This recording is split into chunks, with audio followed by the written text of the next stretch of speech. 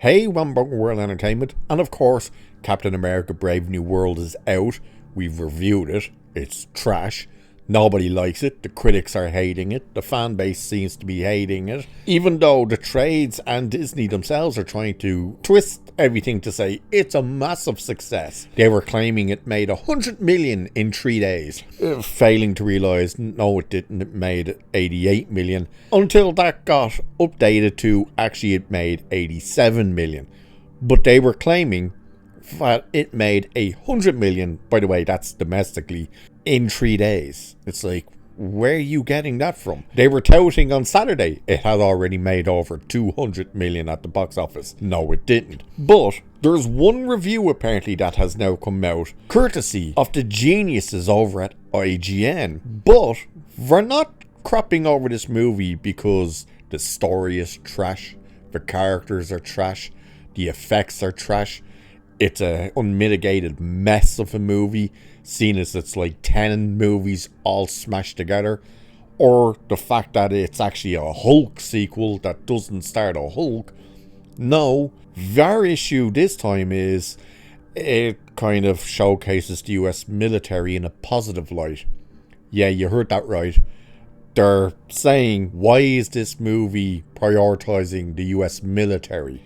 Yeah, so we're going to have a look at some of this article. There's a big article here at that Park Place that you can have a look at yourself if you want to. But we're going to have a look at some of it because when you hear it, you just really see, oh, this person hasn't a clue about heroism or anything with these characters, and they simply want to focus on, hey, push the racism narrative a bit more for us.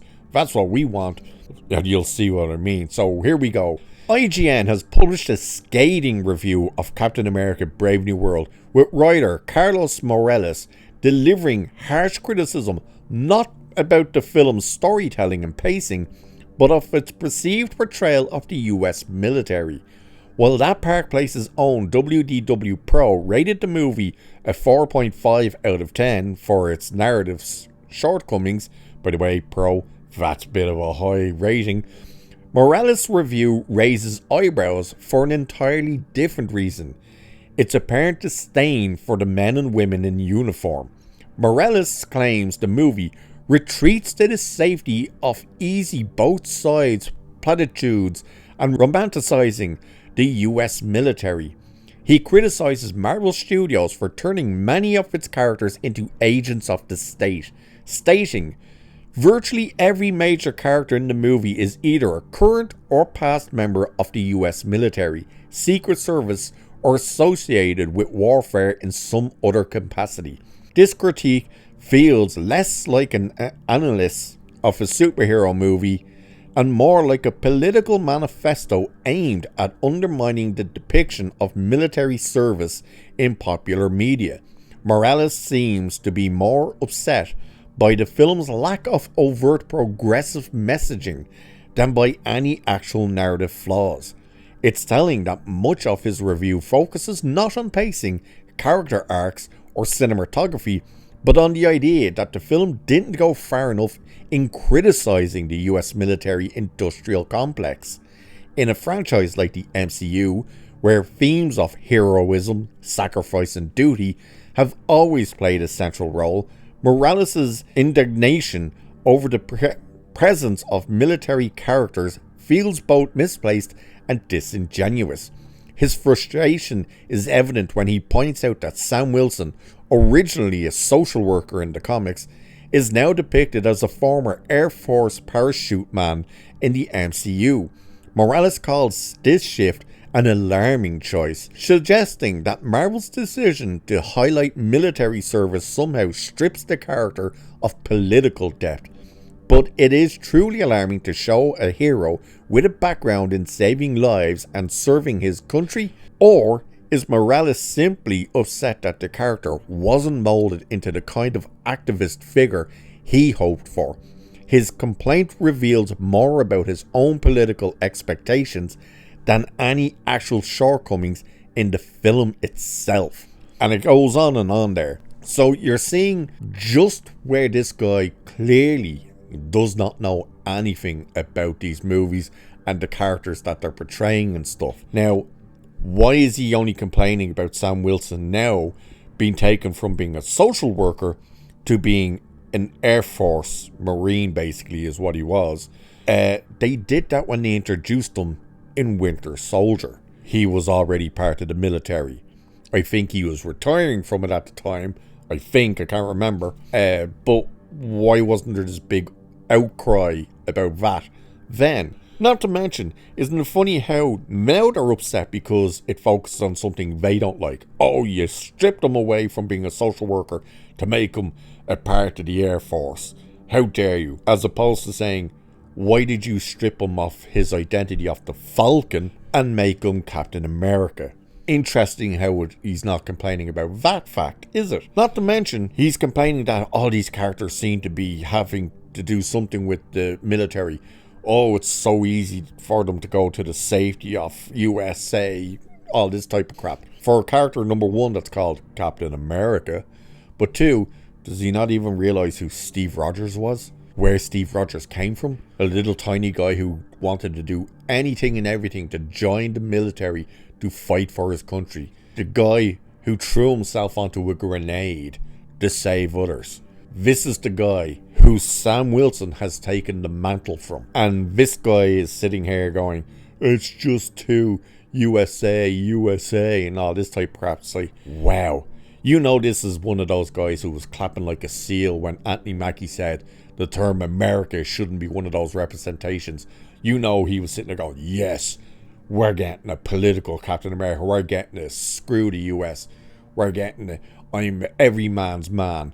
And then that's not what he got because the movie doesn't even know what the hell it wants to be. But because the US military is in there and the story surrounds people within that frame, he's like, how dare they not be political? How dare they not push agendas? How dare they not push messaging that we want them to push? Because he was probably thinking, we're going to get more of, you got to do better, Senator, and crap like that, and you have to stop calling them terrorists. And that's not what he got.